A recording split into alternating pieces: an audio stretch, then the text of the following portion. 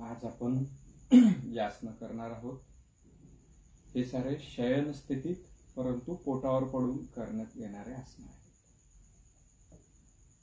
वेगवेगळे प्रयोग आपण करत राहू. त्यापैकी प्रत्येकाला जसं सोयीचं होईल तेही आपण करूया. साधारणतः आपण नेहमी करत असताना एक दंड स्थितीतलं, एक बैठक स्थितीतलं, एक शयन स्थितीतलं, एक पाठीवर पडून या पद्धतीचे आसन आपण करत असतो. आणि एका विशिष्ट स्थितीपर्यंत ताणतो तोपर्यंत आपण स्थिती बदलतो आणि दुसऱ्या आसन स्थितीत जातो. आत्ताची जी आपण सिरीज घेतोय याच्यामध्ये आपण काय करतोय की एकाच प्रकारचे आसन संपूर्णपणे ताणायचे. तर साधारणतः एखाद्या अवयवाला 2 ते 3 मिनिट ताणणं यापेक्षा जर आपण सलग पाऊण तासापर्यंत वेगवेगळ्या पद्धतीनं त्या दिशेला ताणलं तर ते लवकर रिलीज होतात असा माझा तरी अनुभव आहे. म्हणून आपण हा प्रयोग करतोय आणि बोलूयात आपण त्याच्यावरती. पहिलं आसन आपल्याला करायचं आहे शलभासन.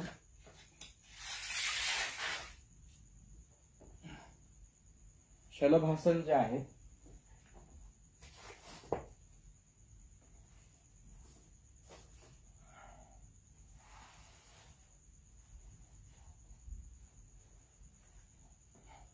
आपल्याला पाठीवर पडायचंय, पोटावर पडायचंय, पाय मांड्यातून उचलायचे,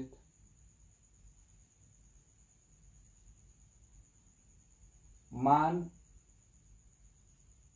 शक्य तेवढी वरच्या दिशेने उचलायची, हनुवटी वरच्या दिशेने उचलायची, छताच्या दिशेने पाहण्याचा प्रयत्न करायचा आहे. संथ संपूर्ण श्वसन जे साऱ्या योगाचा मूळ श्वास.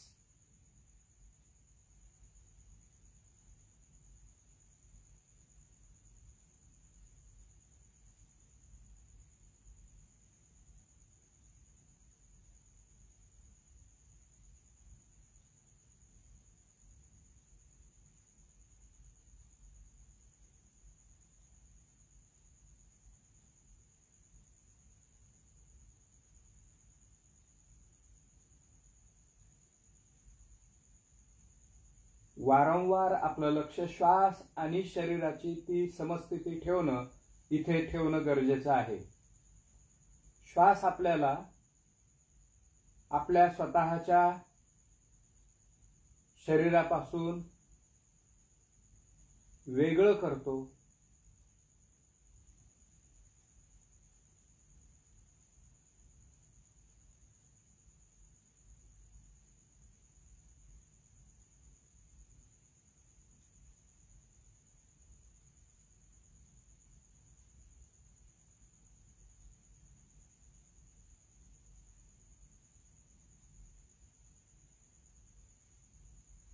संथ संपूर्ण श्वसन. एखाद्या आसन स्थितीत आपण बराच वेळ थांबल्यानंतरच त्या स्नायूंची अधिक काळ काम करण्याची क्षमता वाढते.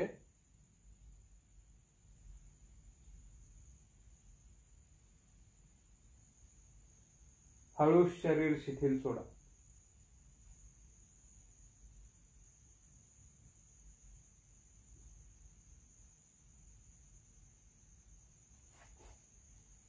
अशा वेळी ज्यावेळी आपल्याला मांड्या वर उचलता येत नाही अशी ज्यावेळी जाणीव होते यावेळेला सुद्धा आपण हे आसन करू शकतो. मांड्यांच्या खाली 2 उशा जर ठेवल्या अशा पद्धतीनं आणि जर पाय असे ताणले हळूहळू त्या उशा काढून घेता येतील. पण किमान स्नायूंना तशी सवय होणं गरजेचं आहे.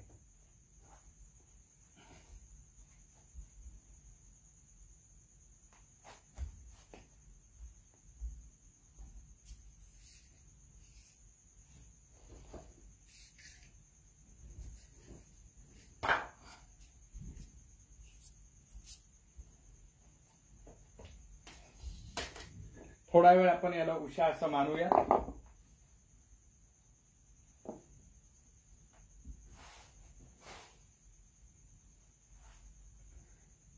बघा या पद्धतीने आपल्याला करता येऊ शकतं.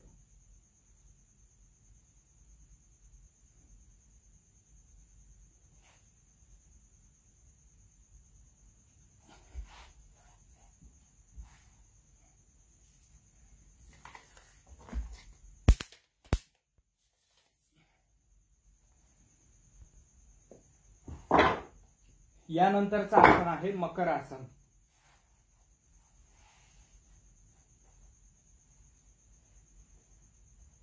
हे सारे आसनं पाठीच्या कण्याची लवचिकता वाढवणारे आसनं आहेतच.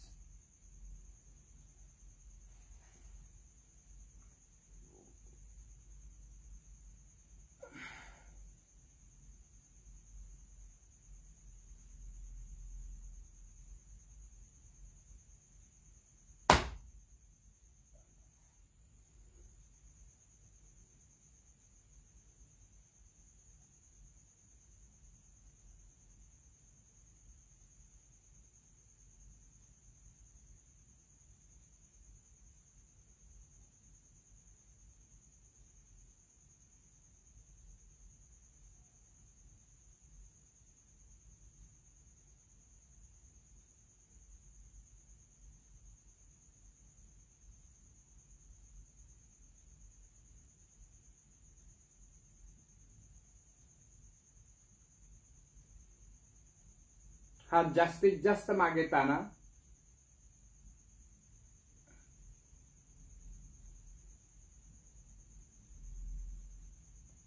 संथ संपूर्ण श्वसन.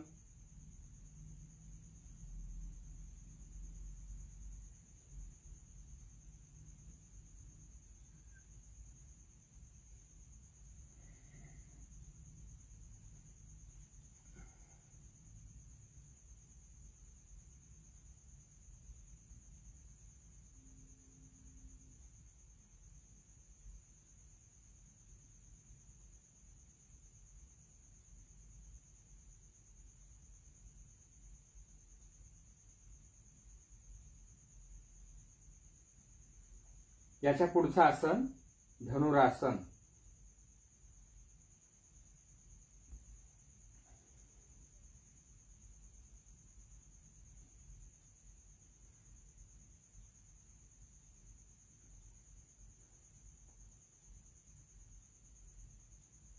पाठीच्या कण्याला तुम्हाला जाणवलं असेल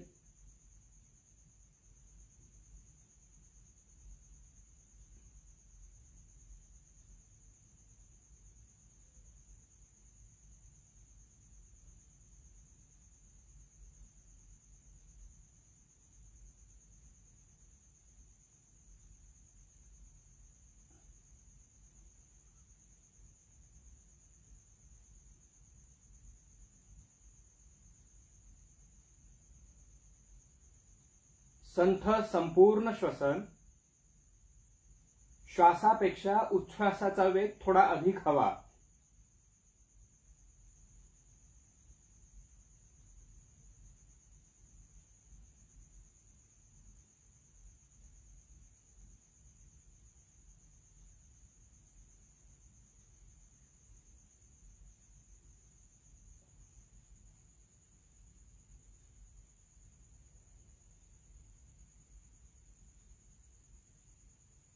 या स्थितीत आल्यानंतर सुद्धा आपला दीर्घ श्वास सुरूच ठेवायचा.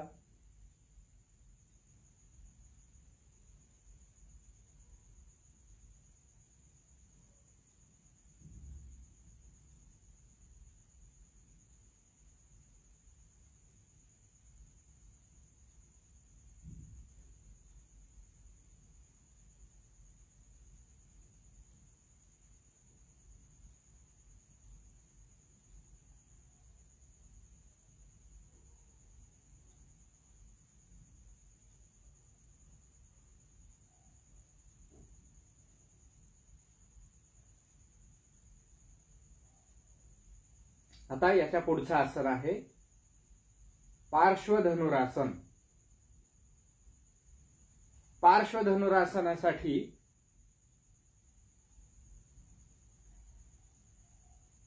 हे अधिक प्रगत अवस्थेमध्ये आपल्याला करता येतं. धनुरासनाच्या स्थितीतून डाव्या आणि उजव्या कुशीवर जायचंय. जसं हे धनुरासन, धनुरासनाच्या स्थितीतून डाव्या कुशीवर जायचंय.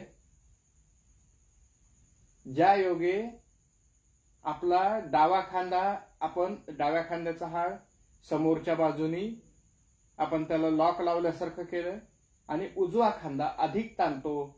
या वेळेला आपल्या खांद्यांचं जे सातत्याने समोर झुकलेले खांदे आहेत ते प्रसरण पावतात. पाठीच्या कण्याला जास्तीचा तणाव भेटतो. पार्श्व धनुरासन.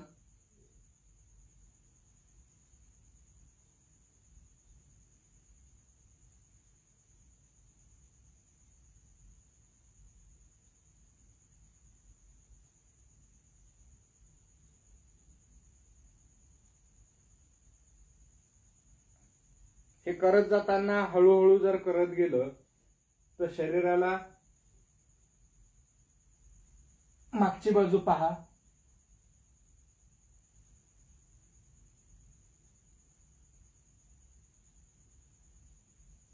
नजर आणि मान अशी ताणायची मागच्या बाजूला. वरच्या कोपऱ्यात पाहायचंय.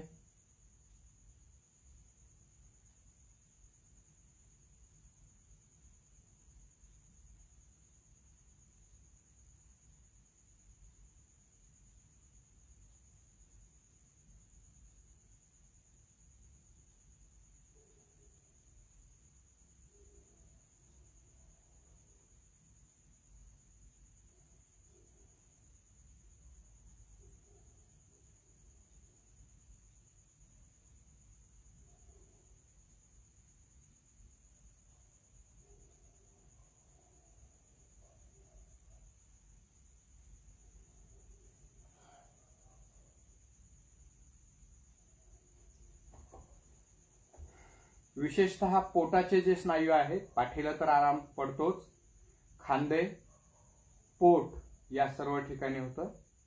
परंतु याच्या पाठीमागे सर्वात महत्त्वाचा जो भाग येतो योगामध्ये तो म्हणजे मन आणि शरीराचा संबंध स्विच ऑन आणि ऑफ केल्यासारखा तोडणं आणि जोडणं या दोन गोष्टी आपल्याला घडतात.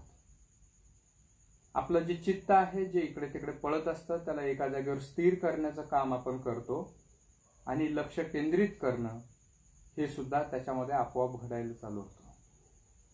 आता आपण करणार आहोत चतुरंग दंडासन.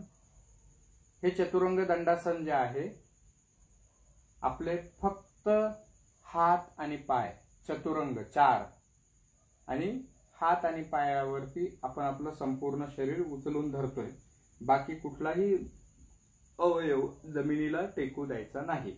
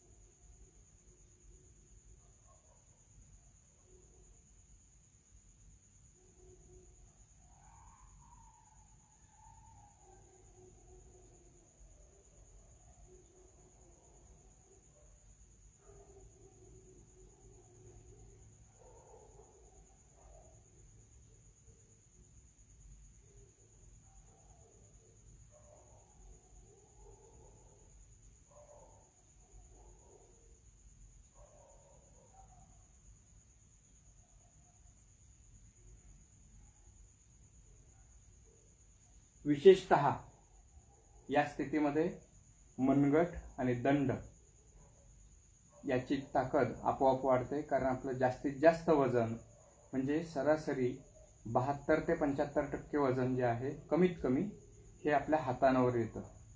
स्थिती जर थोडी बदलली, हात थोडे मागे घेतले आणि शरीर समोर ताणलं तर मग मात्र जवळजवळ 80% वजन हातावर येतं. आणि 80% वजन आपल्या हातावर 1 ते 1.5 मिनिटासाठी तोलून धरताना म्हणजे सरासरी 45 ते 48 किलो वजन जेव्हा हातावर येतं आणि त्या ठिकाणी तुम्ही त्याला अर्धा मिनिट पाऊण मिनिटापर्यंत धरता, त्यावेळी हातांची ताकद त्या विशिष्ट स्थितीमध्ये सुद्धा स्नायूंची ताकद वाढते। यानंतर आता आपल्याला भुजंगासन करायचं आहे।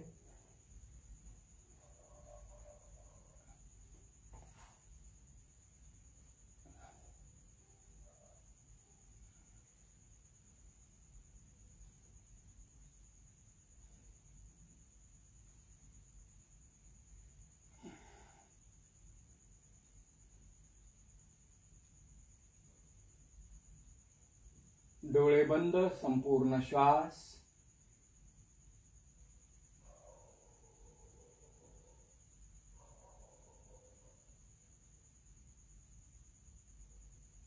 थोड्या थोड्या वेळाने आपली भुजंगासनाची स्थिती कशी परिपूर्णतेकडे जाते हे तुम्हाला लक्षात येईल। डोळे बंद करून श्वासाकडे लक्ष दिल्याबरोबर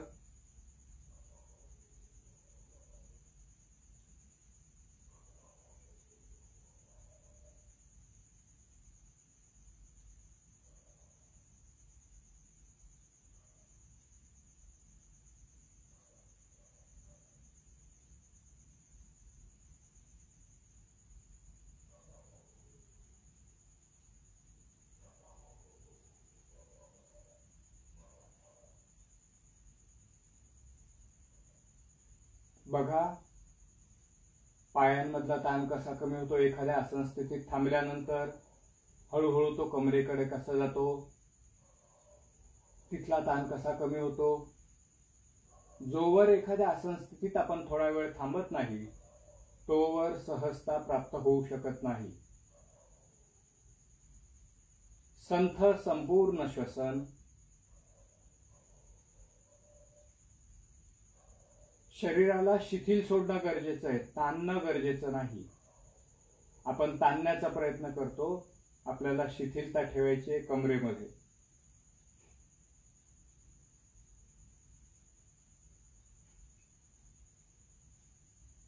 यानंतर तिर्यक भुजंगासन। भुजंगासनाच्या स्थितीमध्ये मानेनी आता मी माझ्या डाव्या बाजूला बघेन, जास्तीत जास्त छताच्या बाजूने मान फिरवेन। तुम्हाला जाणवेल की मी जसं वरच्या बाजूने डाव्या बाजूला बघतोय तसं पोटाला सुद्धा डाव्या बाजूला आपोआपच कसा तणाव निर्माण होतो ते तुम्ही पहा। या बाजूला इथे तिर्यक भुजंगासन।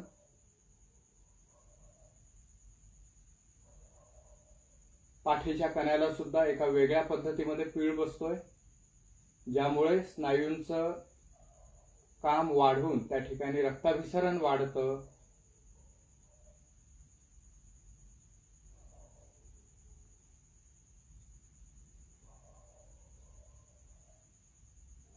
दुसरी बाजू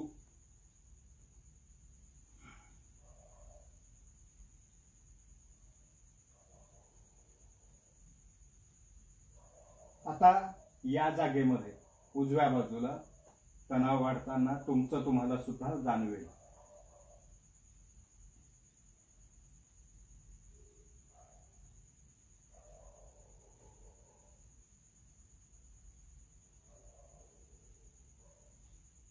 संथ संपूर्ण श्वसन।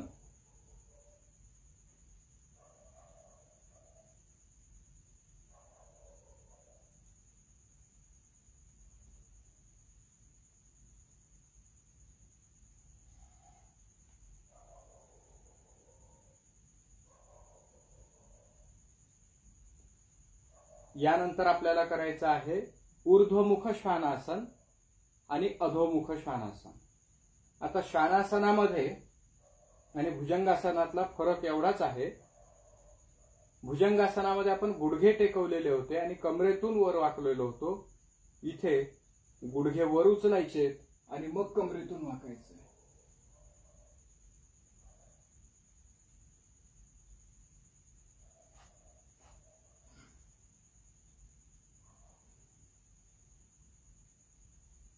गुडघे वर उचललेले आहेत. टाचांपासून पायाच्या टाचा आणि अंगठे एकमेकांना टेकवायचे. त्यात असं अंतर पडतं. ते अंतर जवळ घ्या.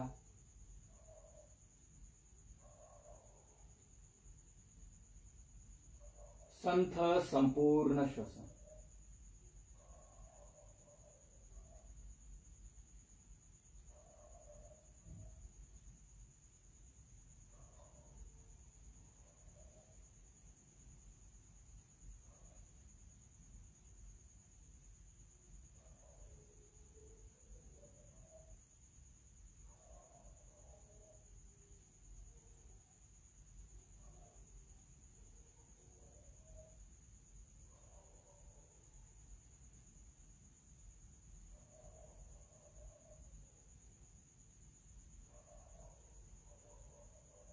बऱ्याचदा टाचा दूर दूर जातात. त्याला परत जुळवून घ्यायचंय. लक्ष श्वासाकडे द्यायचंय.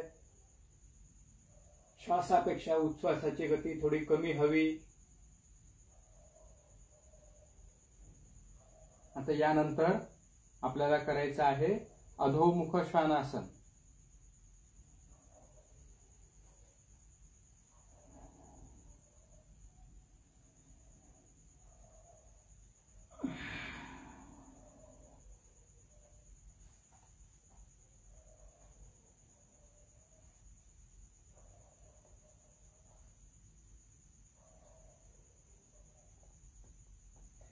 अधोमुख श्वानासनाच्या आदर्श स्थितीत आपल्या संपूर्ण पंजा टेकायला हवा.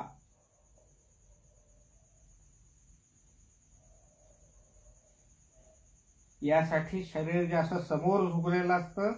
त्याऐवजी टाचा जमिनीला टेकवण्याचा प्रयत्न करायचा आहे. तरच ते अधोमुख श्वानासन होईल. संथ संपूर्ण श्वसन.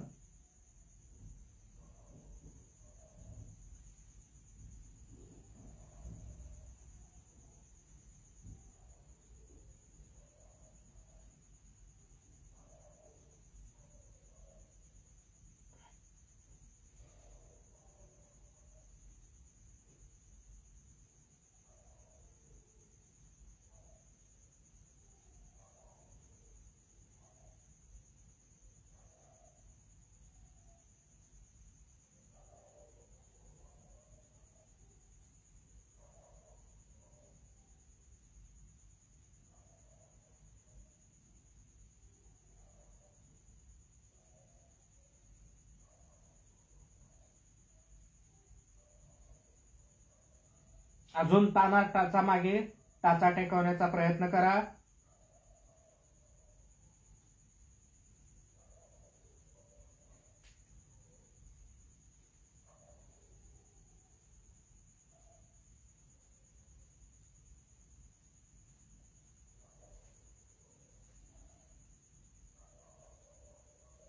जर आपण टाचा टेकवण्याचा प्रयत्न केला तर तुम्हाला लक्षात येईल की कसा दरदरून घाम फुटतो. पण तेच न करता जसं आहे त्या स्थितीत थांबलो तर कुठलाही तणाव निर्माण होत नाही. आपल्या संपूर्ण शरीरामध्ये जी रिजिडिटी आलेली आहे ही रिजिडिटी कमी करण्याचं काम योगासन प्रामुख्याने करत असतात. यासाठी महत्वाची जी मुख्य गरज काय आहे ती म्हणजे आपल्या स्वतःकडे तपासून पाहणं. नेमकं आपण काय करतोय ते पाहणं हे सुद्धा गरजेचे आहे.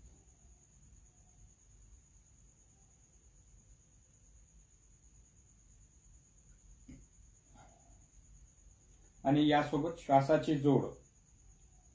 प्रत्येकाला जाणवेल की श्वास हे असं माध्यम आहे ज्या माध्यमातून आपण आपल्या शरीरा म्हणजे स्नायूंवरती हळूहळू ताबा मिळवू शकतो.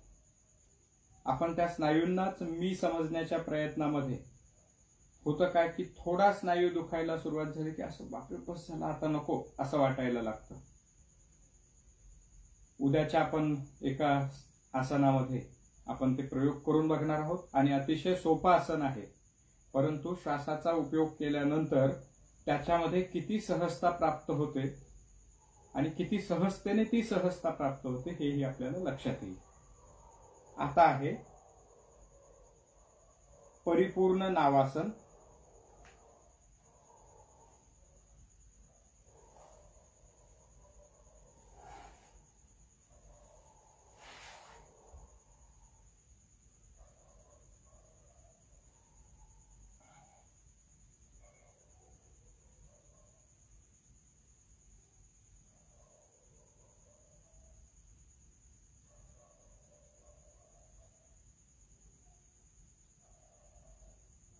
हात बाजूला नुसते टेकवलेले आहेत. हातावर कोणतंही वजन घ्यायचं नाही. पाठीचा कणा सरळ करण्याचा प्रयत्न करायचा. बऱ्याचदा तो असा वागतो.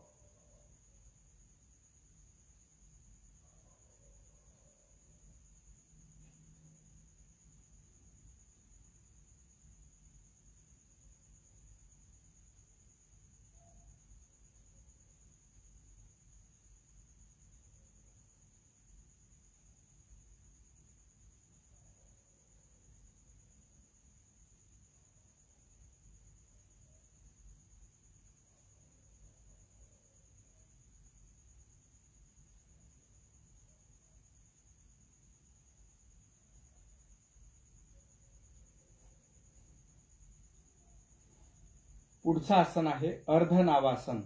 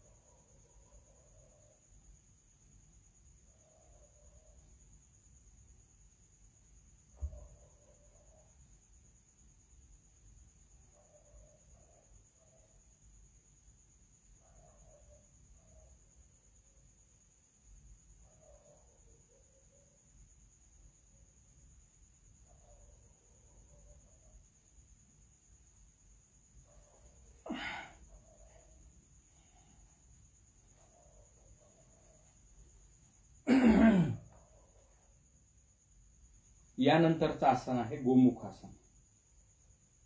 हे बैठक स्थितीतलं आसन असणार आहे.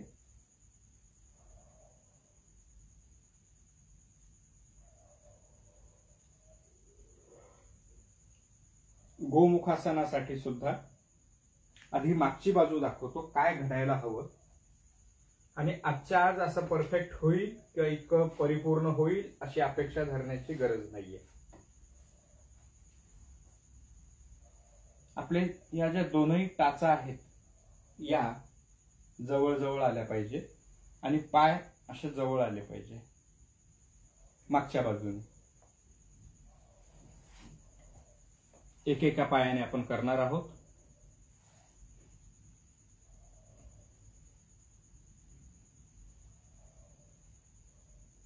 जो पाय आपण वर ठेवलेला आहे तोच हात मागे न्या. आता मी डावा पाय वर ठेवलाय, डावा हात मागे न्यायचा. बोट एकमेकात अडकवायचे.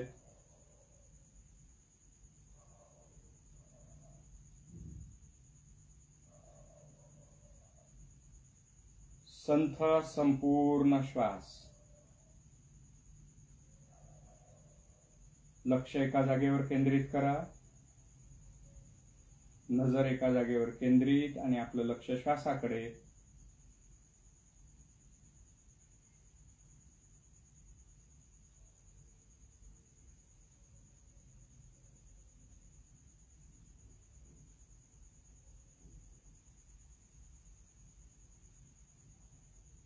संथ संपूर्ण श्वास.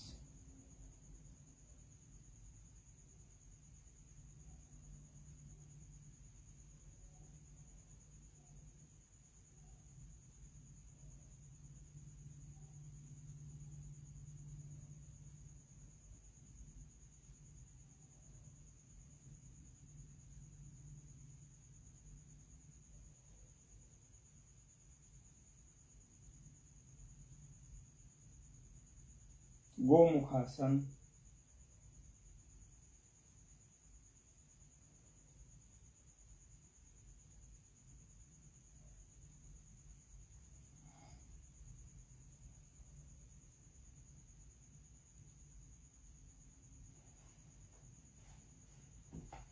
आता उजवा पाय,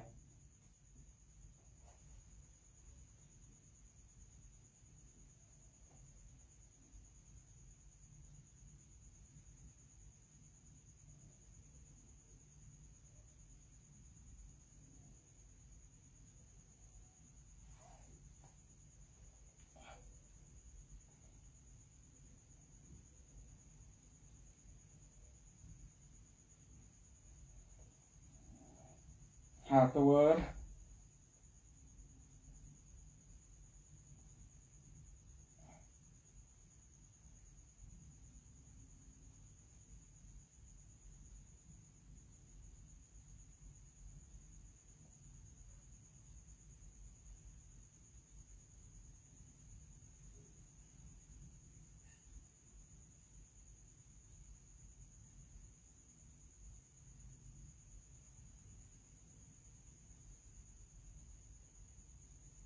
दोन प्रकारे करता येतात. जसं परत एकदा दोन परंपरा आहेत. एक जण म्हणतं अशा पद्धतीने, एक जण म्हणतं या पद्धतीने. म्हणजे जो पाय वर असेल त्याच्या विरुद्ध हात आला पाहिजे असं काहींचं म्हणणं आहे. काहींचं म्हणणं आहे की जो पाय वर, जो हात वर, तोच पाय वर घ्यायचा. जो पाय वर असेल तोच हात वर घेतला पाहिजे. तर काहींच्या म्हणण्या पद्धतीनं, पण मला असं वाटतं की हे जास्त उत्तम राहतं की विरुद्ध आपण हात देणं.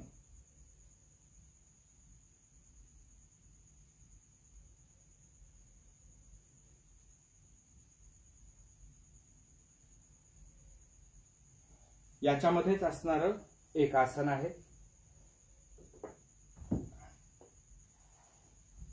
लोलासन. आपलं शरीर वर उचलून धरायचं. आदर्श स्थितीमध्ये आपले पाय वर उचलले जायला पाहिजे. आणि या ठिकाणी ते पाय वर उचलणं किती कठीण आहे ते तुम्हाला नक्की कळेल.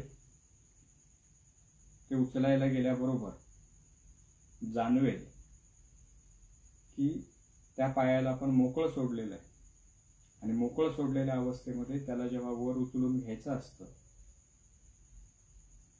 त्यावेळेला काय घडतं ते कळेल.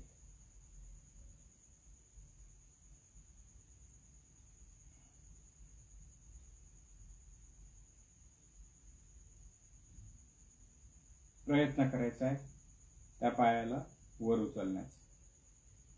माझ्या अपघातानंतर ते बऱ्यापैकी अवघड जातं, पण होतं.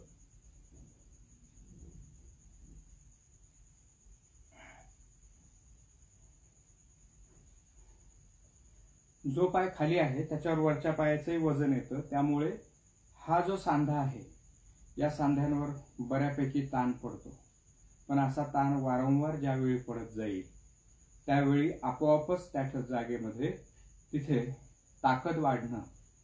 काम लावल्याशिवाय ताकद वाढूच शकत नाही. आराम करून ताकद वाढणार नाहीये. लोलासन, दुसरी बाजू.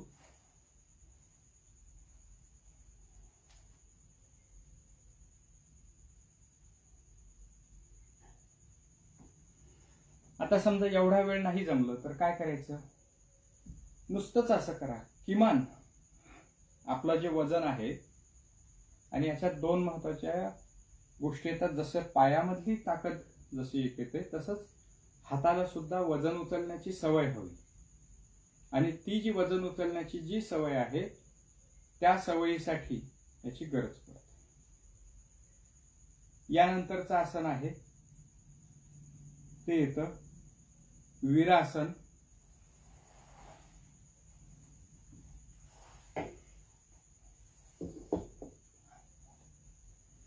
त्यानंतर सुप्त वीरासन.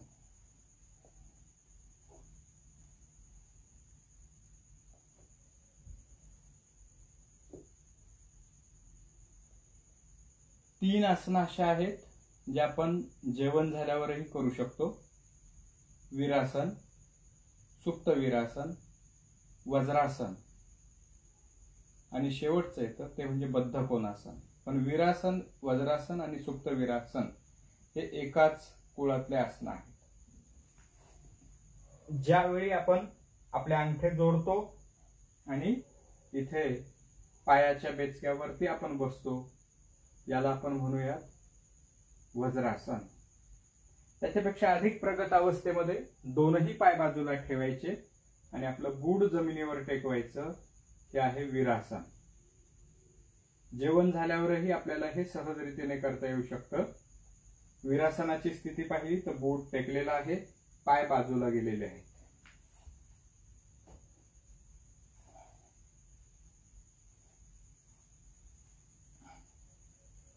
हे करून आपले तळवे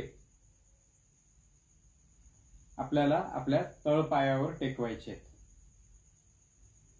तळपायावरती तळवे टेकवल्यानंतर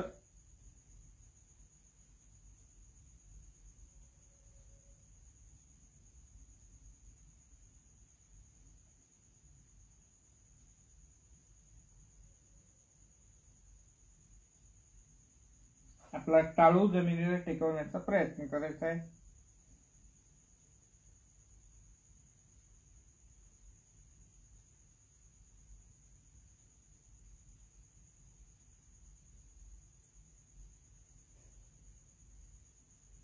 संथ संपूर्ण श्वसन.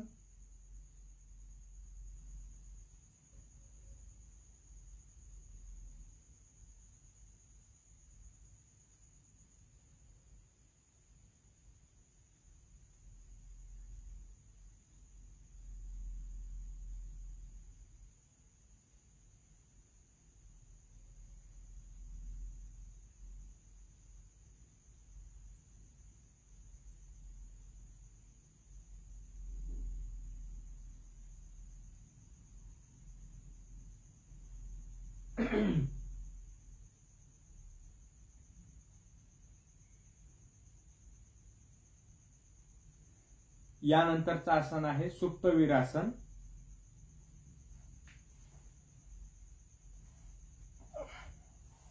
सुप्त वीरासनासाठी आपण आधी वीरासनात बसणार आहोत.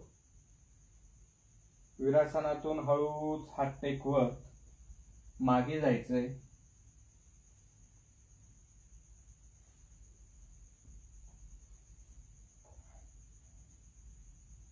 आता तुम्हाला फरक जाणवेल की गुडघे वर उचलले गेलेत. या जागेमध्ये स्थिर पडून संथ संपूर्ण श्वसन आणि स्वतः तुम्ही अनुभवू शकता की गुडघे जसं आपण दीर्घ श्वास घ्यायला सुरुवात केली की लगेच गुडघे कसे खाली टेकतात ते तुमच्या लक्षात येईल.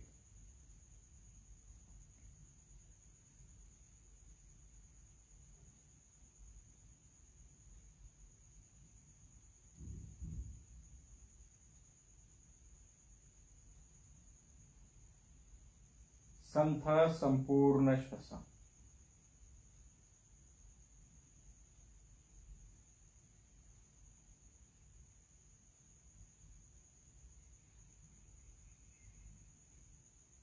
लक्ष श्वासाकडे द्यायचंय.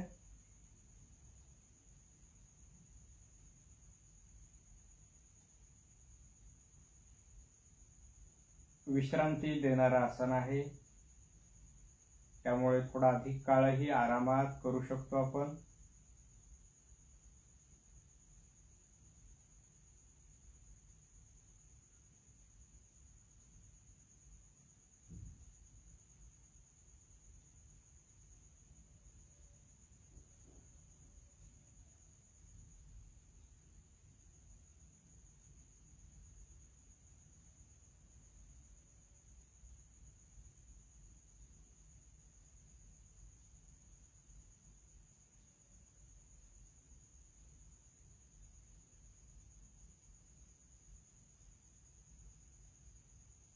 संथ संपूर्ण श्वसन.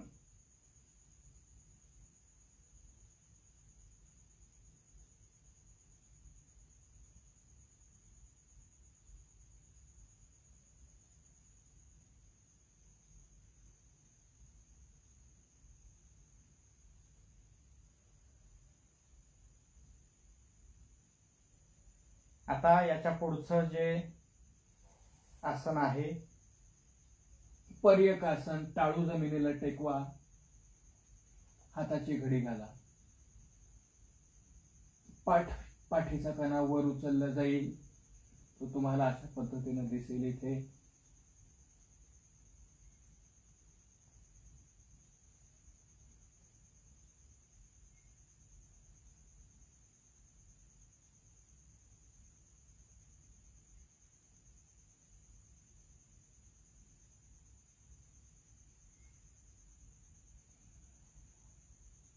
संथ संपूर्ण श्वसन.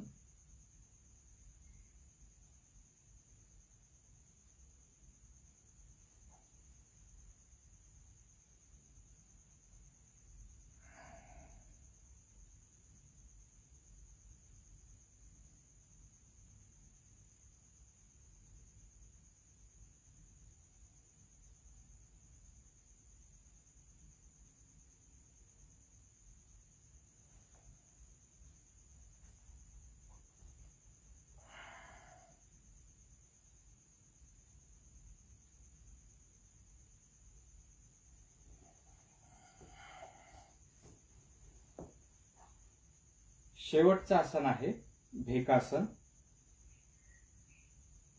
भेकासनामध्ये आपण पोटावर पडतो आणि हे आसन पोटावर पडून आपण करणार आहोत.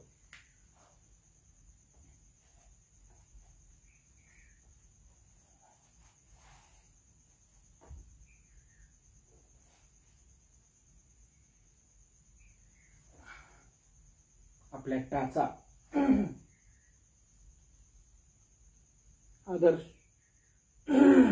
आदर्श अवस्थेत टाचा जमिनीला टेकायला हव्यात.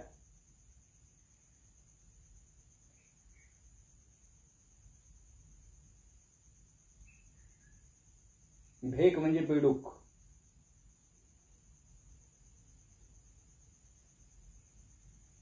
आणि बेडूक जसं वर तोंड करतो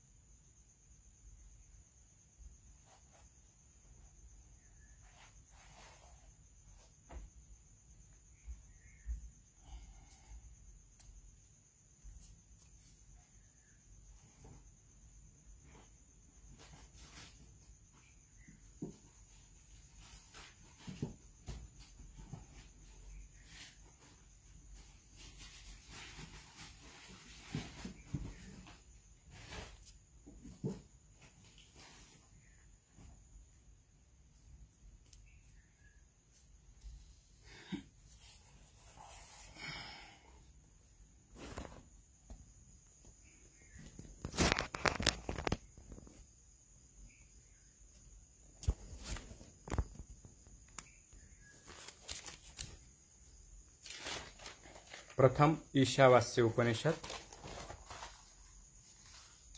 ईशावास्य उपनिषदाचे 3 श्लोक घेऊन आपण पातंजली योग सूत्राचे श्लोक घेऊया.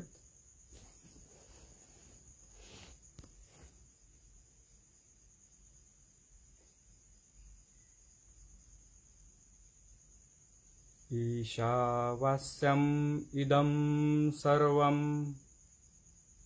यत्किंचं जगत्यां जगत् तेन त्यक्तेन भुञ्जिथा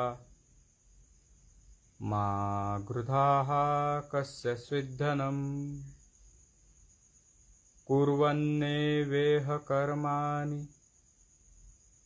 जिजीविषेत् शतः समाः एवं त्वयि नान्यथेतोऽस्ति न कर्म लिप्यते नरे। असूर्यानाम ते लोका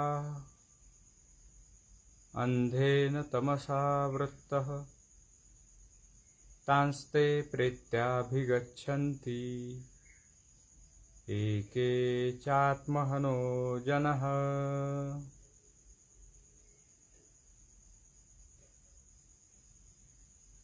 पतंजलि योगसूत्र।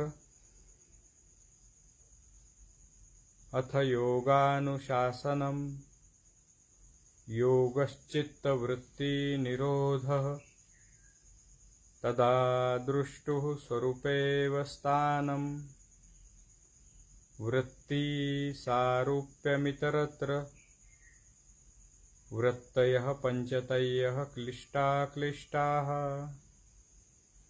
प्रमाण विपर्यय विकल्प निद्रा स्मृतयः प्रत्यक्षानुमानागमाः प्रमाणानि। विपर्ययो मिथ्या ज्ञानमतद्रुपप्रतिष्ठम् शब्दज्ञानानुपाति वस्तुशून्यो विकल्पः। अभाव प्रत्ययालंबना वृत्तिनिद्राः अनुभूत विषय संप्रमोषः स्मृतिः। अभ्यास वैराग्याभ्यान्तन्निरोधः तत्र स्थितो यत्नोऽभ्यासः स तु दीर्घकाल नैरन्तर्य सत्कारा सेवितो दृढभूमिः। दृष्टानुश्रविक विषय वितृष्णस्य वशिकार संज्ञा वैराग्यम् तत्परं पुरुषख्यातेर्गुणवैतृष्णम्। वितर्क विचारानन्दास्मितारूपानुगमात संप्रज्ञात। विराम प्रत्ययाभ्यासपूर्वः संस्कार शेषोन्नय। भव प्रत्ययो विदेह प्रकृति लयानां श्रद्धा वीर्य स्मृति समाधि प्रज्ञा पूर्वक इतरेषां। तीव्र संवेगानामासन्नः मृदुमध्यादि मात्रत्वात् ततोपि विशेषः। ईश्वर प्रणिधानाद्वा क्लेशकर्म विपाकश्च परामृष्ट पुरुष विशेष ईश्वरः। तत्र निरतिशयं सर्वज्ञ बीजम्।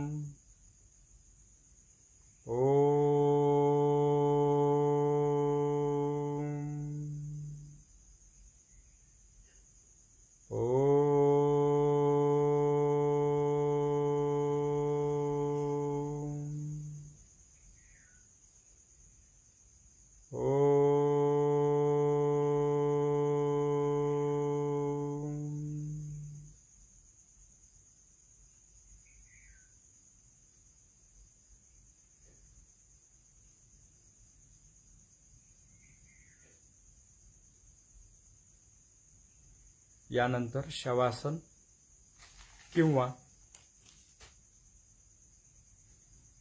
जमत असेल तर सर्वोत्तम म्हणजे अर्ध्या तासाची योगनिद्रा। मी लिंक पाठवतोच। किंवा एक ध्यान आहे इंग्लिशमध्ये मुजींचं, ते पण खूप चांगलं आहे। यापैकी काही एक आपण करू शकता। 2-3 मिनिटांमध्ये व्हिडिओ परत अपलोड होईलच।